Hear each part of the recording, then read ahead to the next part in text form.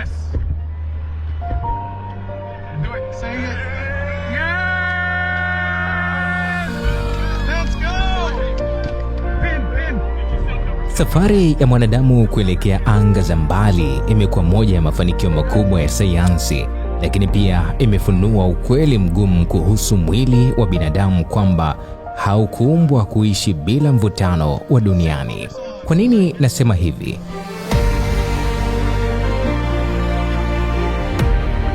Pasina shaka, kwa mujibu wa tafiti za NASA pamoja na taasisi kama taasisi ya anga ya Uingereza ESA, zinasema kuwa mazingira ya microgravity, yani hali ya kutokuwa na uzito kamili, hubadilika kwa kiwango kikubwa mifumo muhimu ya mwili, na athari zake huonekana wazi zaidi pale wanaanga wanaporejea duniani, hasa wanaposhindwa kusimama au kutembea mara moja.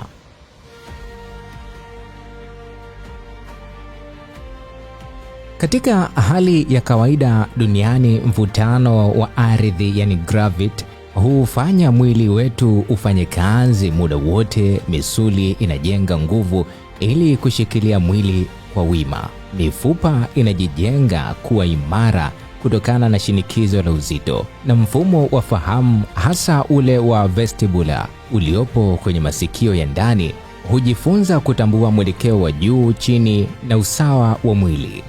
Hata hivyo, mwanaanga anapoingia katika mazingira ya microgravity, mifumo hii huanza kupumzika kwa sababu haitumiki kwa kiwango kile. Kwa mujibu wa tafiti zilizochapishwa na NASA Human Research Program, ndani ya wiki chache tu, misuli hasa ya miguu, mgongo na kiuno huanza kupunguza ukubwa na nguvu, huku mifupa ikipoteza madini muhimu kama kalsiamu kwa kasi inaweza kufikia 1 hadi 2 kwa mwezi. Athari nyingine kubwa ipo kwenye mfumo wa usawa wa mwili, mfumo wa vestibular ambao hutegemea mvutano wa dunia kuelewa mwelekeo, hupata mkanganyiko mkubwa unapokuwa angani. Ubongo huanza kujifunza upya mazingira ya uzito mdogo, ambapo juu na chini havina maana ile kama duniani. Tafiti za ESA zinaonyesha kuwa baada ya wiki kadhaa hadi miezi 6 angani, uwezo wa ubongo kutafsiri harakati na mwelekeo hupungua kwa kiwango kikubwa. Hali inaweza kufikia hadi 30% ya kupotea kwa ufanisi wa mfumo wa usawa. Ndio maana mwanaanga anaporejea duniani hukutana na changamoto ya ghafla ya kurejea katika mvutano mkubwa wa dunia. Mwili wake ambao amezoea hali ya kuelea, ghafla unalazimika kubeba uzito kamili. Wanaanga wengi huripoti hisia ya kushindwa kabisa kusimama, kana kwamba wanakandamizwa na uzito mkubwa kupita kiasi. Kwa mujibu wa ripoti za NASA, baadhi ya wanaanga huelezea hali hiyo kama kubeba mzigo mzito usio wa kawaida, au kuhisi uzito wao umeongezeka mara kadhaa zaidi ya kawaida. Mbali na udhaifu wa misuli, mfumo wa usawa unaposhindwa kufanya kazi ipasavyo husababisha kizunguzungu kikali, kichefuchefu na wakati mwingine kutapika. Hii kitaalamu wanaita space motion sickness after landing. Wanaanga wengi hushindwa kusimama bila msaada kwa saa kadhaa hadi siku chache za mwanzo baada ya kurejea. Ndiyo maana mara nyingi huonekana wakibebwa au kusaidiwa kutoka kwenye kapsuli hadi kwenye vyumba maalum vya matibabu mara tu wanapotua. Katika historia ya awali ya safari za anga, hasa wakati wa programu kama ya Apollo program au hata Soyuz program za mwanzo, hali hii ilikuwa mbaya zaidi. Wanaanga waliokuwa wakikaa angani kwa muda mrefu walihitaji wiki kadhaa hadi miezi kurejesha uwezo wao wa kawaida wa kutembea.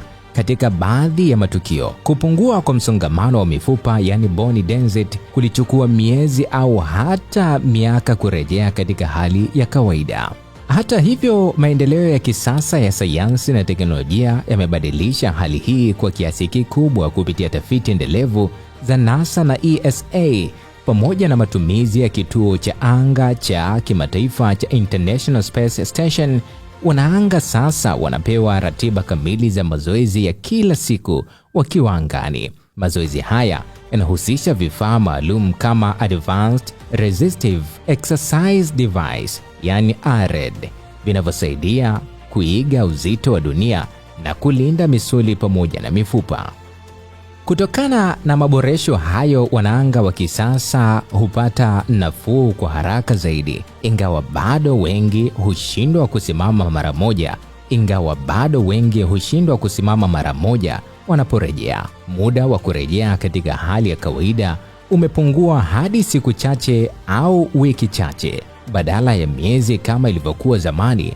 Mfumo wa usawa nao huanza kurekebika ndani ya siku 2 hadi 7, huku nguvu za misuli zikirejea kwa kiwango kikubwa ndani ya wiki 2 hadi 4 kulingana na muda waliokaa angani.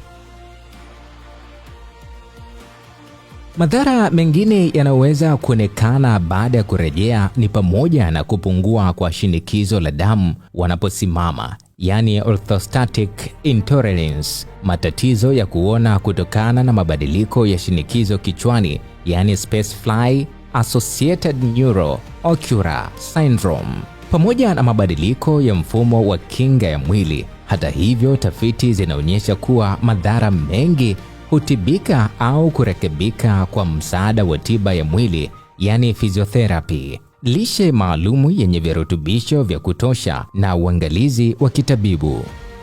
Leo hii wanaanga hupitia mpango maalum wa kurekebisha miili yao baada ya kurudi duniani unaojulikana kama rehabilitation program. Programu hii hujumuisha mazoezi ya kurejesha nguvu za misuli, mafunzo ya usawa wa mwili, lishe bora yenye protini na madini, pamoja na mapumziko ya kutosha. Kwa mujibu wa wataalamu wa NASA, asilimia kubwa ya wanaanga hurudi katika hali yao ya kawaida ndani ya wiki chache tu hadi miezi michache, ingawa baadhi ya athari za mifupa zinaweza kuchukua muda mrefu zaidi.